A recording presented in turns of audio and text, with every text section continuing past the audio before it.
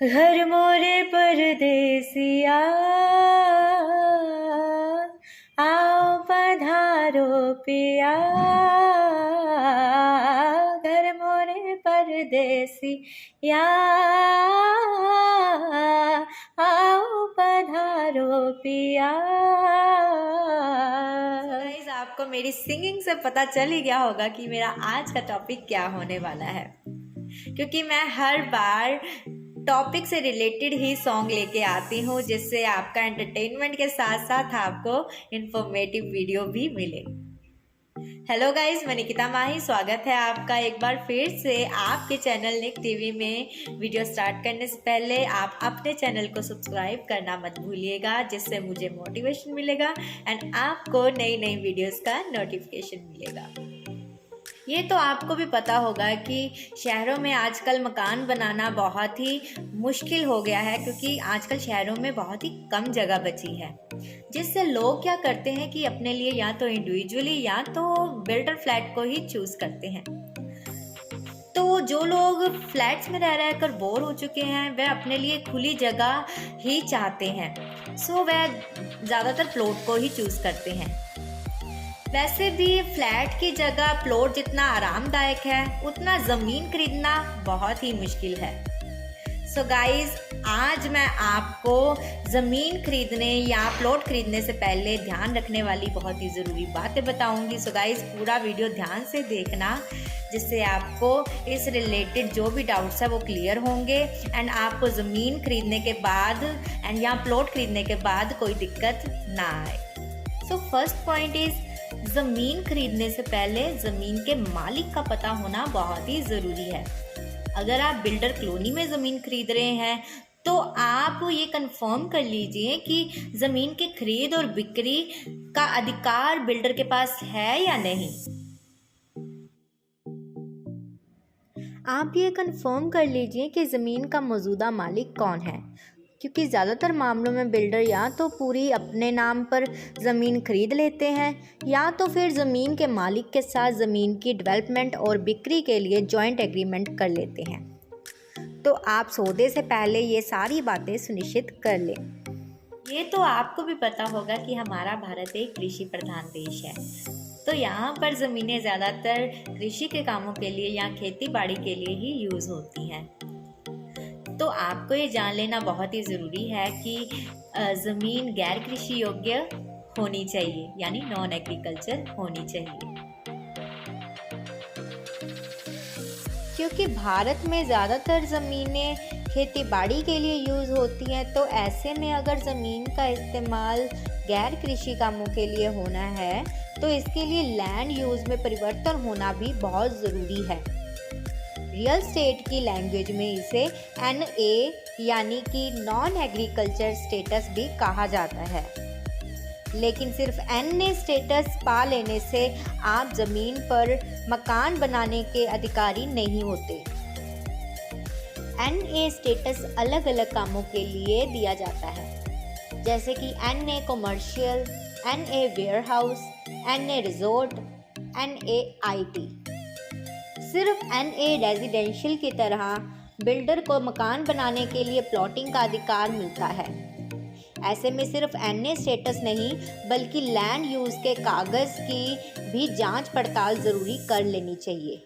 अगर तो कोई सेल्स पर्सन जल्दी ही लैंड यूज़ चेंज होने के नाम पर प्लॉट बेचता है, तो आपको ऐसे सेल्स पर्सन से सावधान रहना चाहिए, क्योंकि ये काफ़ी लंबा प्रोसेस होता है और इसमें महीने नहीं बल्कि सालों लग जाते हैं।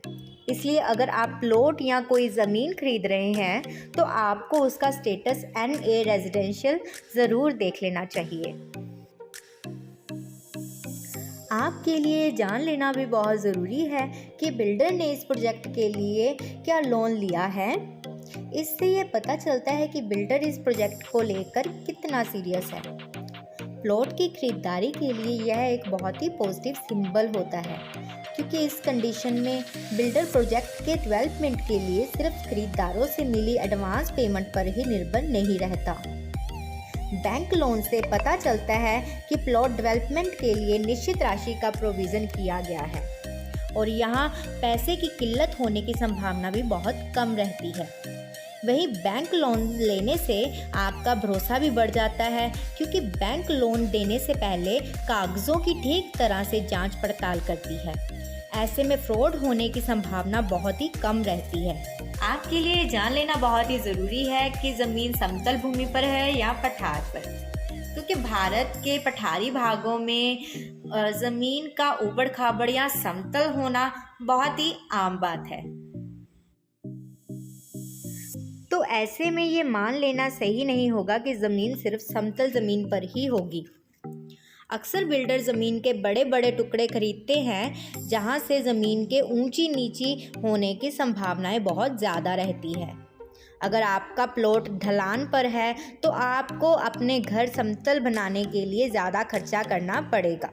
इसलिए आप पहले ही ये चीज़ पता कर लें कि आपका जो प्लॉट है वो समतल भूमि पर है या फिर ढलान पर। तो गाइज़, अगर आप मकान बनाने जा रहे हैं तो आप ये भी जानकारी वहाँ पर हासिल कर लें कि पानी, बिजली और अन्य सुविधाएं वहाँ पर कैसी रहेंगी।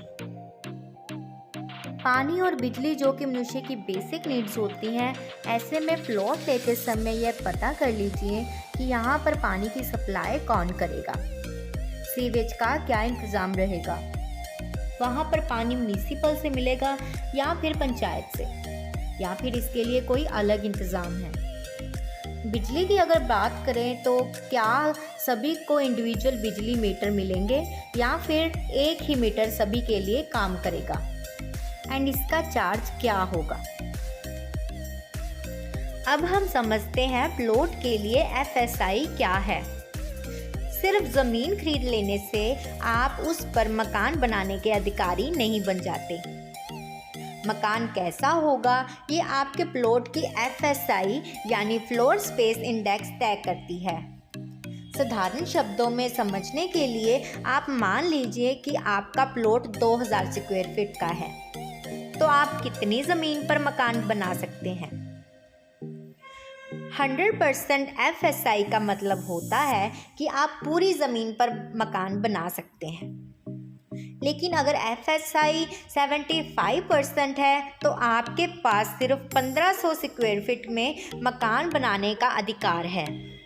तो इसलिए प्लॉट खरीदने से पहले आपके लिए ये जान लेना बहुत ज़रूरी है कि उस प्लॉट या ज़मीन का FSI क्या है।